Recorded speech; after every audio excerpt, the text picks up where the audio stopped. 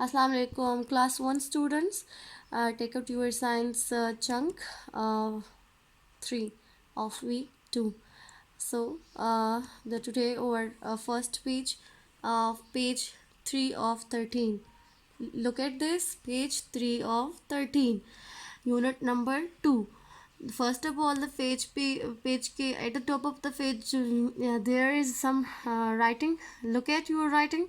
Observe the picture given below. Where does each one of them live? What do they eat and how do they move? Can we keep them in our homes? आपके पास इस paragraph में लिखा है कि different type of जानवर जो आपके animals आपके नज़र आ रहे हैं, ये इसमें से कहाँ रह रहे हैं और ये क्या खाते हैं और क्या हम इनको घरों में रख सकते हैं।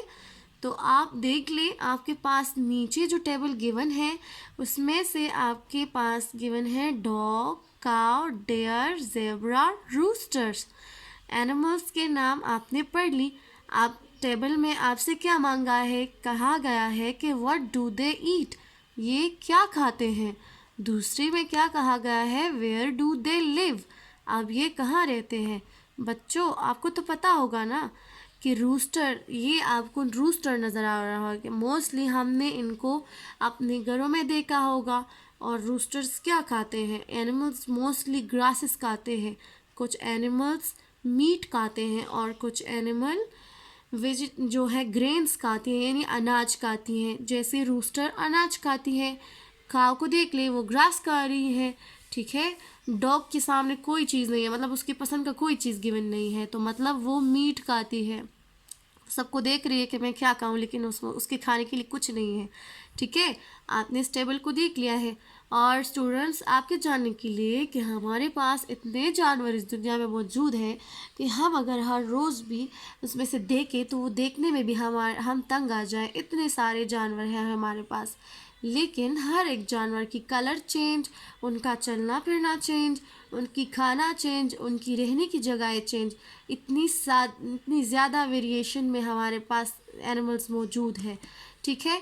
अब हमारे पास जो टेबल था, मैंने आपके लिए आंसर की निकाली है, आप इस आंसर की को पढ़ लें। वहाँ पे टेबल में था कि व्हाट डू दे ईट और where do they live. So dog को फर्स्ट ऑफ ऑल डॉग को देख ले। डॉग में है कि dog eat meat and they live in a kennel. The cow eat grass and they live in a house. The deer eat grass and they live in a forest. A zebra eat green leaves and they also live in a forest. A rooster eat grains and they live in a house. Students, इसका मतलब ये हुआ कि कुत्ता जो है वो गोश्त खाता है और उसके घर का नाम केनल होता है।